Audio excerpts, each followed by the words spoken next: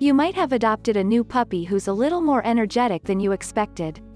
The good news is the puppy stage doesn't last forever, and it's the perfect time to train your dog to act smart, be obedient, and stay attentive. While training should involve positive reinforcement, there are times when you'll need to discipline your dog. Wondering how to punish a dog effectively and safely? We'll review some best practices for making sure that your puppy gets the necessary training he needs and that it's a positive experience for everyone involved. Watch this video until the end to learn how to punish your dog the right way. Practice positive reinforcement. This is by far the most popular and effective method of discipline. Instead of giving your dog a punishment that they don't quite understand, praise them for every good act they do. For starters, if you're potty training your dog, give them a treat every time they use the potty outdoors or go on the puppy pad. Another easy thing to do is give them extra affection and repeat what command they just did in an exaggerated, praising tone. Experts find that this reward-based method of discipline is very effective for dogs. It also builds and improves the relationship between you and your dog, something you'll be grateful for in the long run.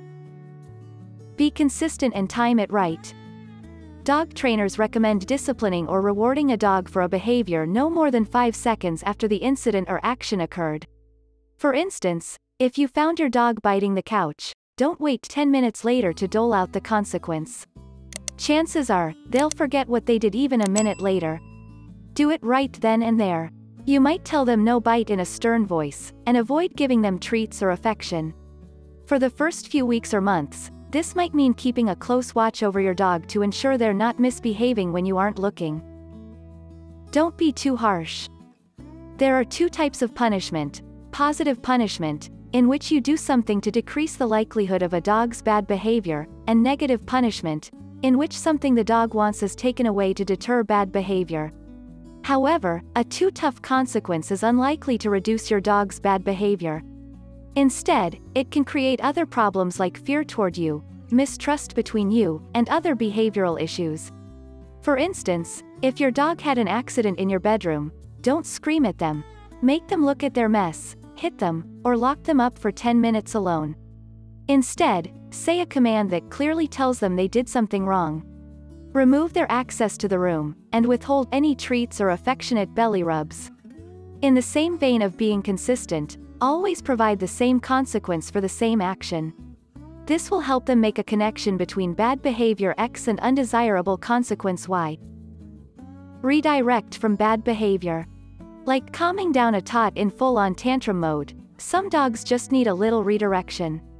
When you catch them involved in unwanted behavior, remove their attention from said behavior and introduce something positive.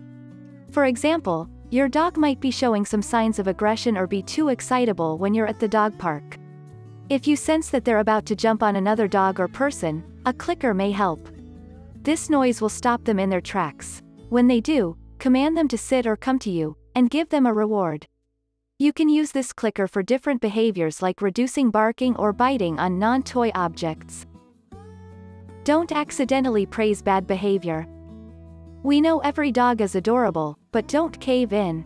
When your dog does something bad and they seem to get sad when you discipline them, don't be affectionate or give them a treat. This also ties in with being consistent. For instance, if one day you're disciplining them for jumping on a dog at the park but don't do anything when they jump on your friend who doesn't mind it, your dog might be getting mixed signals. Be consistent. Another classic bad behavior you might actually be encouraging is leash pulling. You've probably heard a million times that you shouldn't let your dog lead, but here it is once again. Every single time they get excited and pull the leash forward and you keep following them, they'll think this is the only way to walk. Instead, stop every time they pull the leash and call them to heel by your side. In no time, your walks will be much more leisurely. Training a dog isn't complete after a one-day session or even reading this how to guide online. However, we've covered some pretty important dog discipline fundamentals to kickstart your dog discipline training.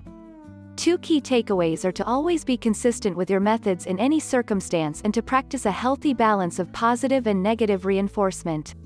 Now it's your turn to put these methods to use and discover the joy of being a pet parent.